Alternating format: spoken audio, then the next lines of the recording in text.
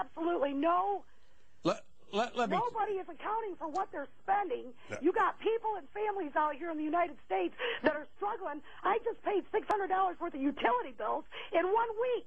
Yes. All right? I haven't got enough money to feed my family, but I make too much to get food stamps. I don't even make $10 an hour. Right. Now, if you took that money and subdivided it between the taxpayers in this country, we would stimulate the economy. You know why? Because we'd go out and pay off bills, pay off tax debts, create jobs, and buy stuff that we need. Caller. That's how you stimulate the economy. I'll take my answer off the phone. Thank you. Appreciate it. From Okay. And I understand that frustration. Quite frankly, I'm equally frustrated as you are. I'm not necessarily in your particular experience or circumstance to be that frustrated by, but I'm frustrated too.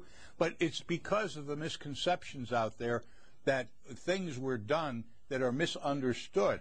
We did not give the $700 billion for the purpose of lending money. That was never in the program. It was misconstrued initially and put together with the suggestion by the Secretary of Treasury that we would be buying what we called dirty assets, defective mortgages and securities that were held in these banks, that the government would find a way to create a market, buy them in, take them off the balance sheets of the banks so that the banks could continue to function normally. Did you support that?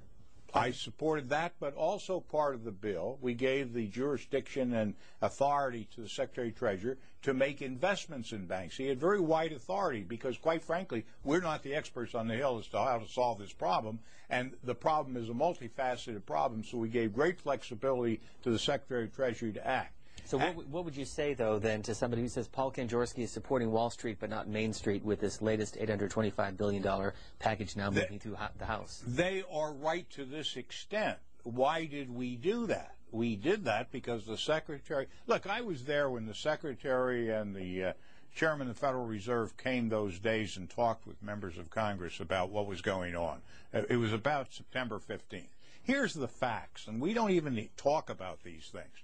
On Thursday at about 11 o'clock in the morning, the Federal Reserve noticed a tremendous drawdown of money market accounts in the United States to the tune of $550 billion was being drawn out in a matter of an hour or two. The Treasury opened up its window to help. They pumped $105 billion in the system and quickly realized that they could not stem the tide. We were having an electronic run on the banks. They decided to close the operation, close down the money accounts, and announce a guarantee of $250,000 per account so there wouldn't be further panic out there. And that's what actually happened. If they had not done that, their estimation was that by 2 o'clock that afternoon, $5.5 trillion would have been drawn out of the money market system of the United States, would have collapsed the entire economy of the United States, and within 24 hours the world economy would have collapsed. Now, we talked at that time about what would happen if that happened. It would have been the end of our economic system and our political system as we know it. And that's why, when they made the point, we've got to act and do things quickly, we did. Now, Secretary Paulson said, let's buy out the subprime mortgages.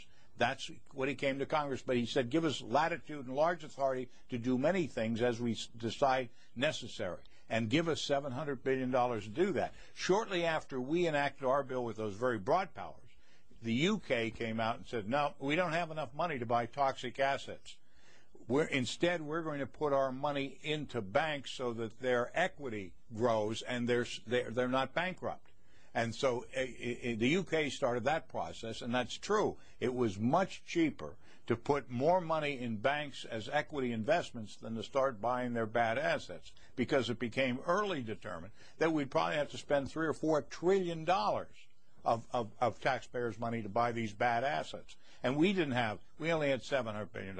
So Paulson made a complete switch, went in and started putting money in buying securities and reinvesting in the banks of the United States. Why? Because if you don't have a banking system, you don't have an economy. And although we did that, it wasn't enough money, and as fast as we did that, the economy has been falling. And the reason last week we're really no better off today than we were 3 months ago, because we've had a decrease in the equity positions of bank because other assets are going sour by the moment. Now, we've got to make some decisions. Do we pour more money in?